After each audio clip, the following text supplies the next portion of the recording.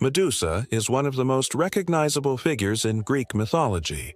Her face, surrounded by living snakes, has terrified people for centuries. But behind the monster, there is a woman with a tragic story. A story that begins not with horror, but with beauty. Medusa was not always a gorgon. In fact, she was once known as a beautiful maiden, admired by gods and mortals alike. Some versions of the myth say she served as a priestess in the temple of Athena. Her devotion to the goddess was strong and unshaken. With her long golden hair and striking beauty, she became famous across the land. But beauty in Greek myths was often dangerous. It drew the attention of gods, and the gods rarely cared for mortal boundaries. One such god was Poseidon, the lord of the seas. Poseidon desired Medusa, and in one version of the myth, he pursued her inside Athena's temple. What happened next sealed Medusa's fate forever. Some say it was an act of violence.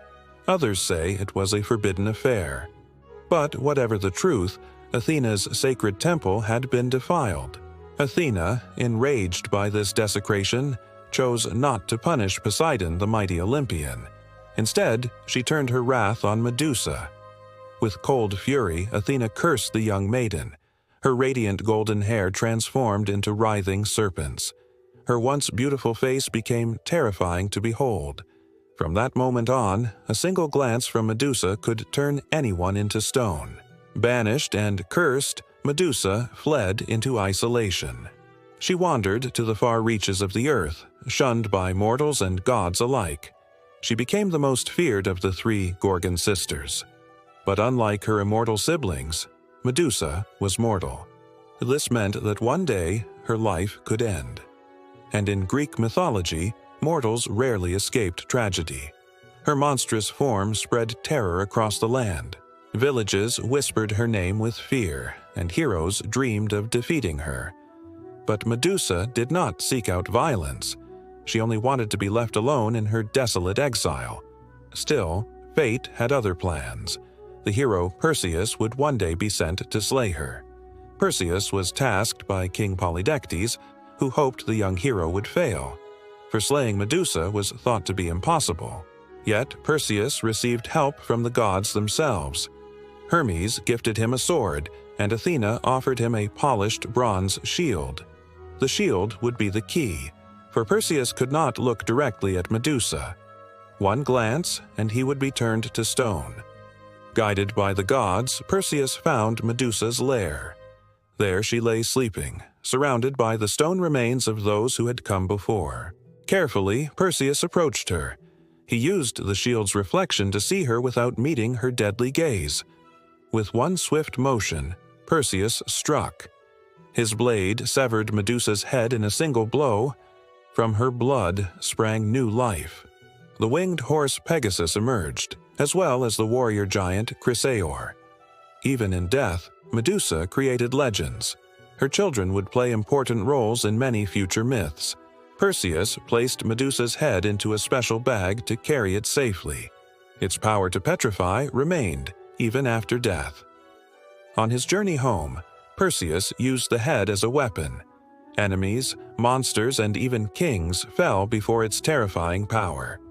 Eventually, Perseus gave the head to Athena. The goddess placed it upon her shield, the Aegis, to strike fear into her foes.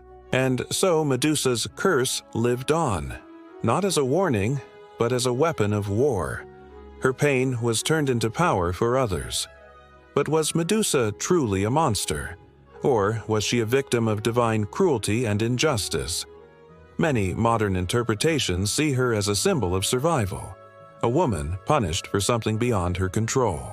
Athena's curse did not just transform her body, it forced Medusa into isolation, robbed her of her humanity, and condemned her as a villain. Yet in some ways, her power gave her freedom.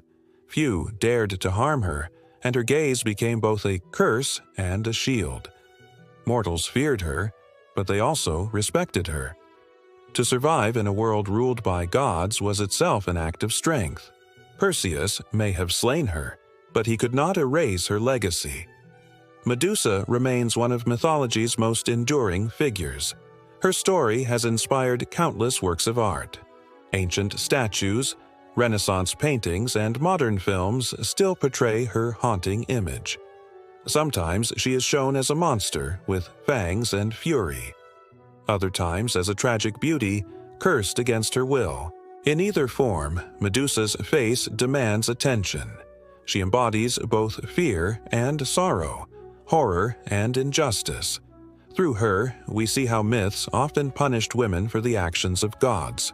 Her tragedy reflects the darker truths of divine power. Yet even in her suffering, Medusa became immortal in legend. Her name continues to echo across cultures and centuries. She is more than a villain to be slain. She is a victim whose pain became her defining legacy. But she is also a symbol of resilience. Even cursed, she endured, and even in death, she created life. Medusa's head remains one of the most powerful icons in mythology, a reminder of the fine line between beauty and terror. Some call her a monster, others call her misunderstood. But perhaps she is both, an innocent maiden transformed into something dreadful, a creation of fear and sorrow in equal measure. Medusa's story asks us to question who the real villains were. Was it the cursed mortal, or the gods who condemned her? In the end, Medusa stands as one of the most complex figures of all mythology. Neither hero nor villain, but something in between. Her legend is tragic, but it is also powerful. She has become a timeless voice for those who were silenced. The tragic tale of Medusa is not just about monsters and heroes. It is about injustice, survival, and the price of divine wrath. And that is why her story will never be forgotten. Medusa, the Cursed Maiden, remains one of the darkest and most unforgettable legends of Greek mythology.